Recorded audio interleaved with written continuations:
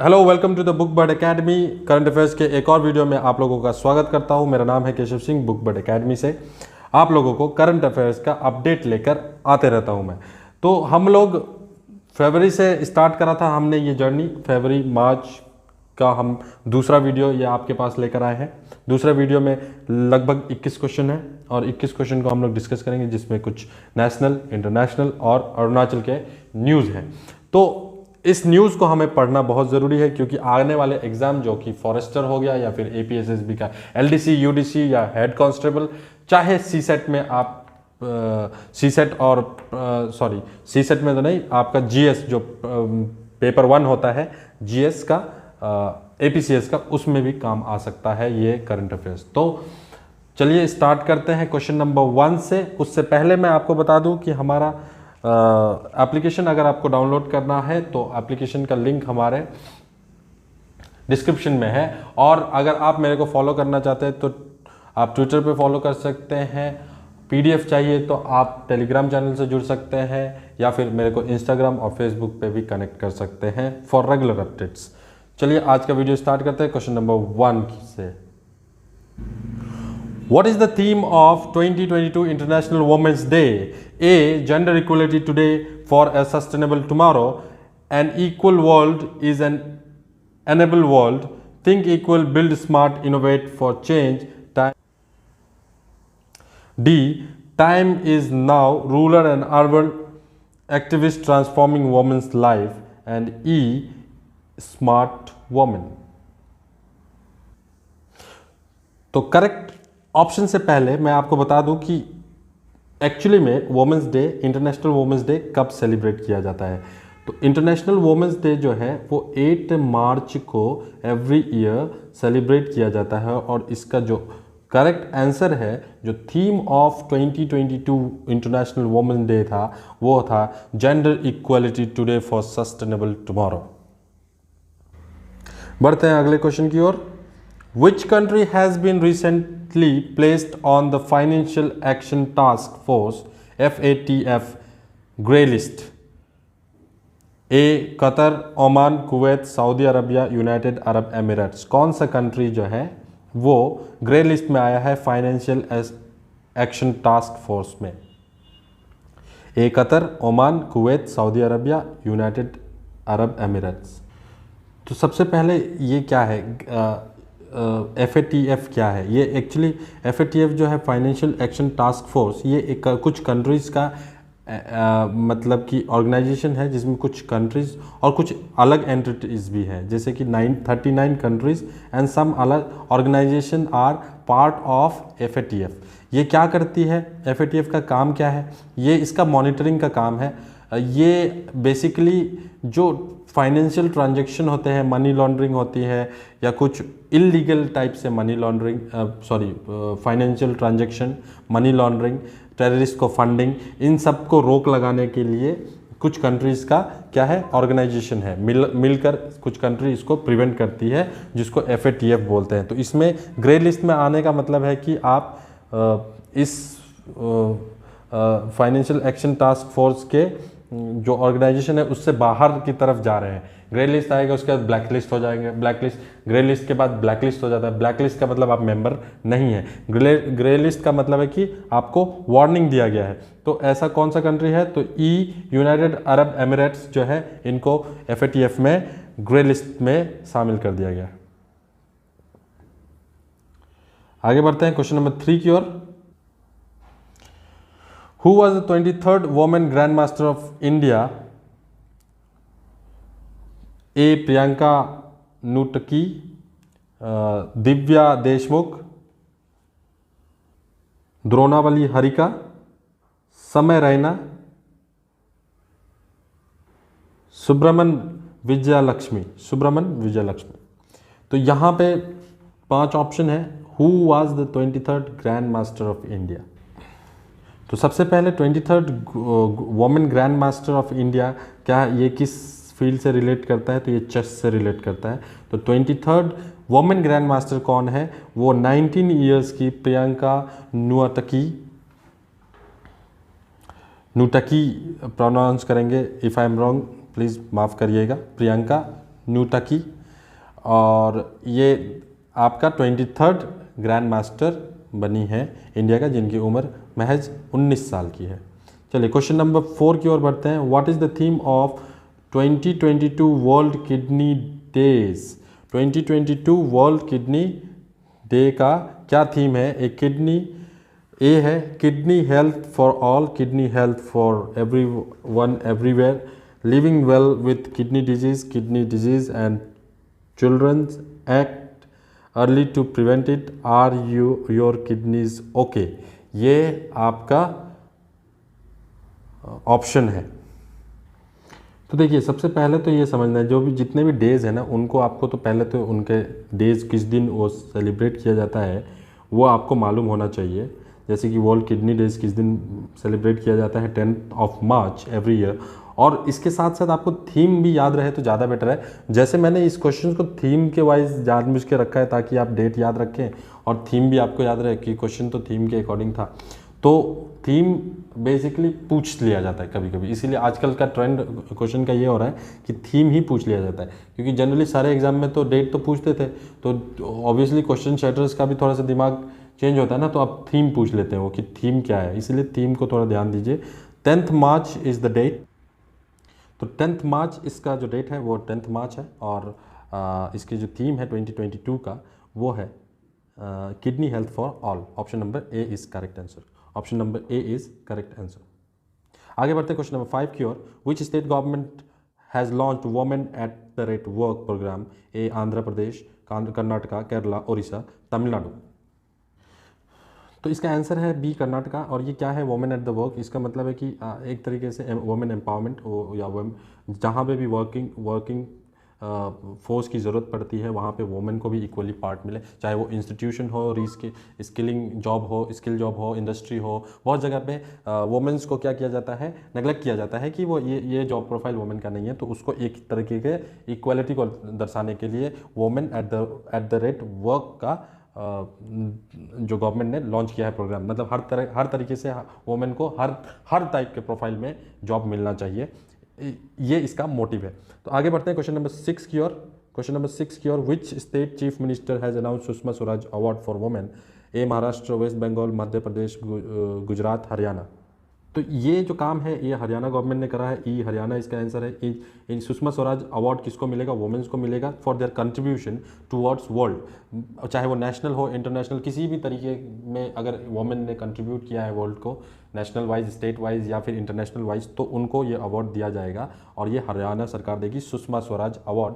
और सुषमा स्वराज के नाम पे रखा गया। सुषमा स्वराज जो थी वो हमारी 2014 से 2019 की जो एक्सटर्नल अफेयर्स मिनिस्ट्री उनको सौंपा गया था, तो उन्होंने उसमें बहुत ही एक्टिव पार्टिसिपेंट थी और बहुत ही एक्टिव नेता भी थी, जिनका किडनी फेलियर की वजह से देहांत हो गया था। खैर यहाँ पे वर्ल्ड किडनी डे की बात हो रही है तो मैंने ये मेंशन कर दिया कि किडनी फेलियर से भी उनकी मौत हुई थी, उनकी किडनी का ट्रांसप्लांट भी हुआ था और फाइनली उनकी मौत हो गई थी।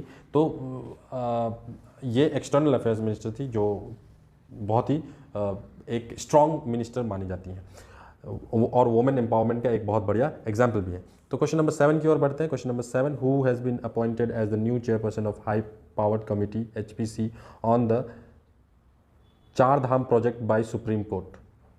चार Dham project by supreme court. Question number 7 का ए ऑप्शन है justice Indu Malhotra, justice AK Sikri, उसके बाद आते हैं justice DY Chandrachud, justice Saurabh Rawat, justice Suryakant.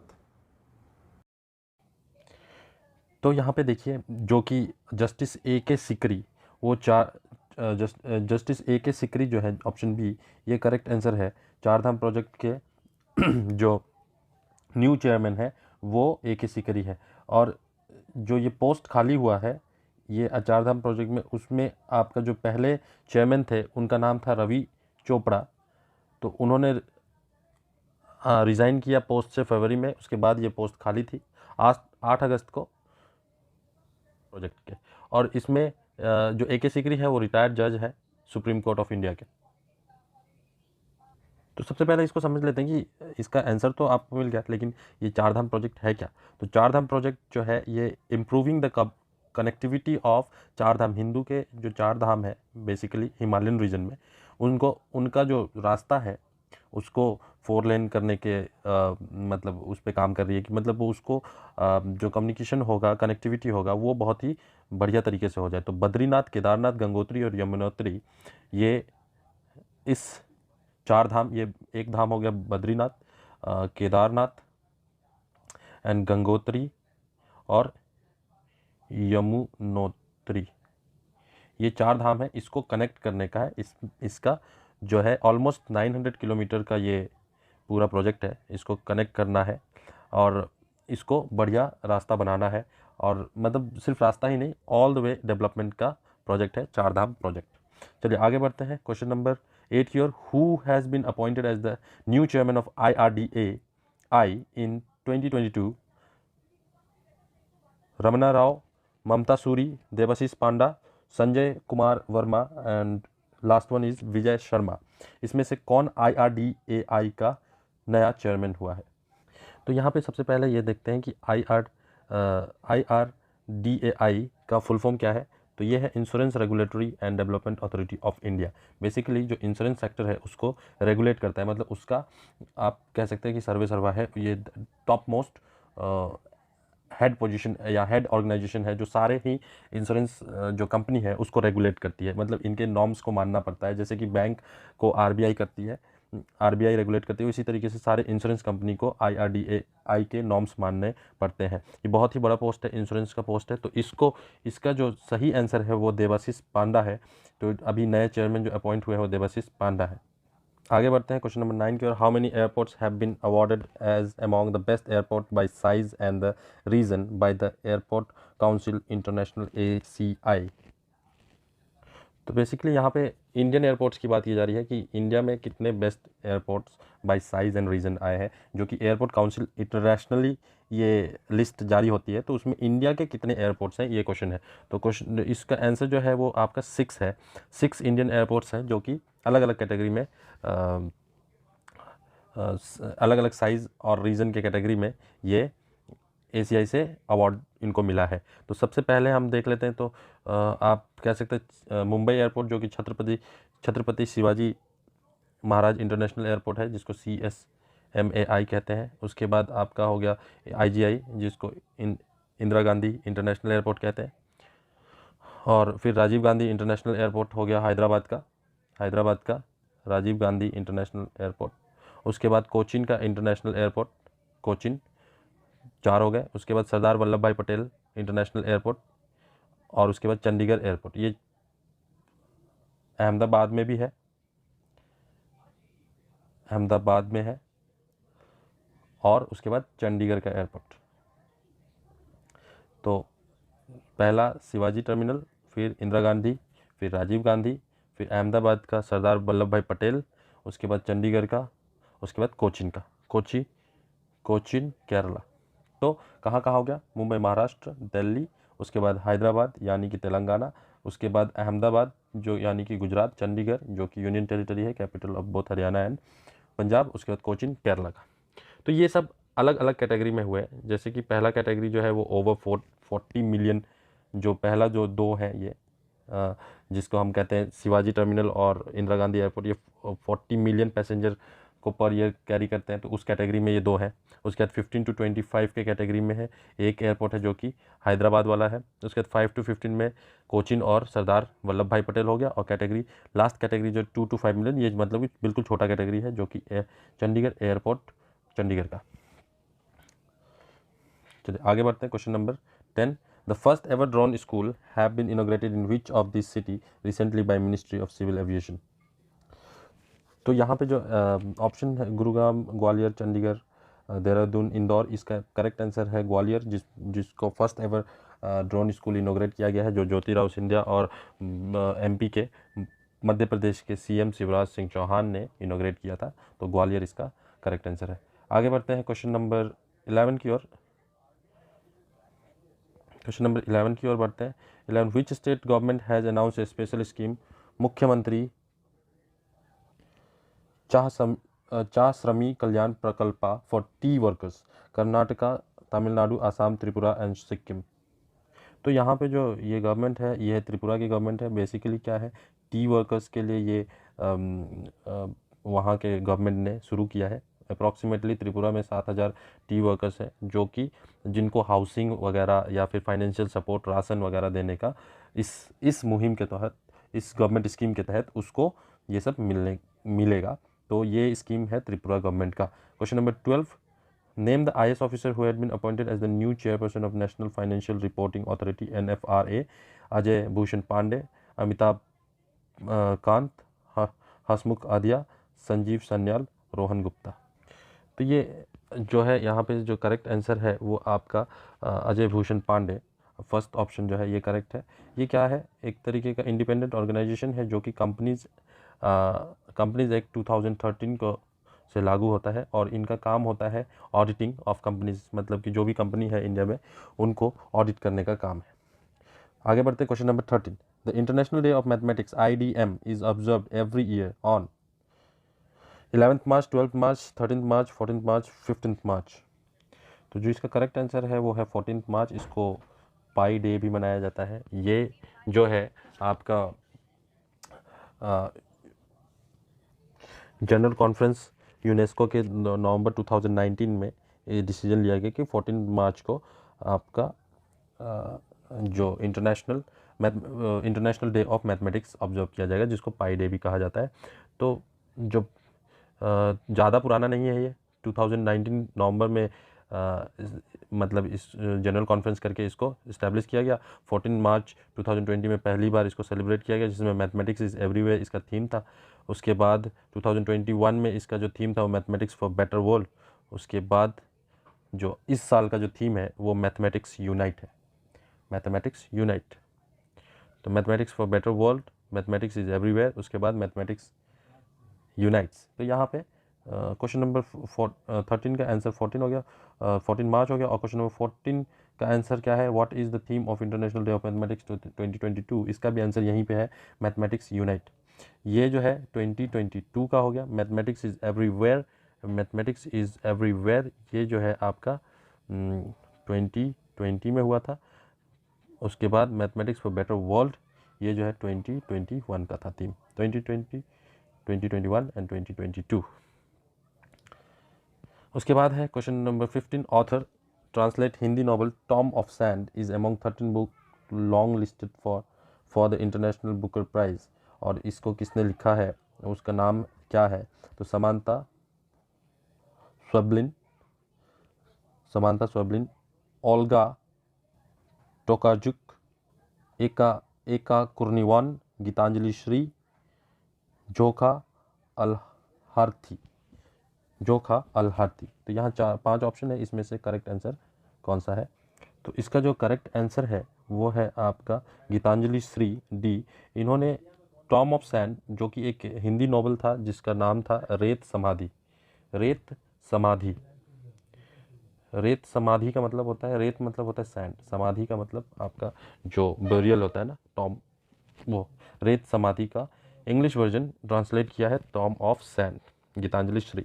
उसके बाद question number 16, which union territory lieutenant governor has launched first of its kind digital school health platform for the student, Chandigarh, Ladakh, Jammu and Kashmir, Delhi, Pondicherry. तो इसका जो करेक्ट आंसर है वो पौंडीचेरी है। ये एक तरीके का जैसे कि आधार लिंक होता है ना, जैसे आधार आप सभी का एक डिजिटल आधार, हमारा आधार नंबर निकला, उसी तरीके से हेल्थ नंबर निकलेगा सभी लोगों का। तो ये लेफ्टिनेंट गवर्नर ऑफ पौंडीचेरी ने लॉन्च किया है digital school health platform for students, मतलब सारे स्टूडेंट्स का एक हेल्थ डाटा जो कि इंटरनेट पे अपलोड होगा। इस तरीके का कुछ अरेंजमेंट वहाँ के गवर्नर ने करा है। आगे बढ़ते हैं क्वेश्चन नंबर 17 की ओर। Who was entrepreneur from Arunachal Pradesh has been conferred the Nari Shakti award by president Ramnath Kovind, Tagerita, Namribia, Nakap Nalo, Naresh Kumar Chaunamen. तो जैसे कि यहाँ पे ये बहुत फेमस है तागेरीता, बाकी तो जेंट्स है वैसे भी ऑप्शन से डिलीट हो जाते हैं, तागेरीता। तो इनका पूरा नाम तागेरीता ताके है, जो कि जीरो से बिलोंग करती हैं। और इनका जो एंटरप्रेन्योरशिप है, इन्होंने ऑर्गेनिक खेती के द्वारा जो कीवीज़ वगैरह प्रोड्यूस होते हैं उससे वाइन, लोकल वाइन बनाया, जो कि एंटरप्रेन्योरशिप और बहुत पूरे उनका जो सेल्स है वो भी बहुत लोगों को पसंद आया है, तो उनको ये अवार्ड दिया गया। तो एक अलग अध्याय शुरू कर रही हैं जो कि अरुणाचल प्रदेश में नारी शक्ति को भी एम्पावर कर रहा है और एंटरप्रेन्योरशिप को भी बढ़ावा दे रहा है।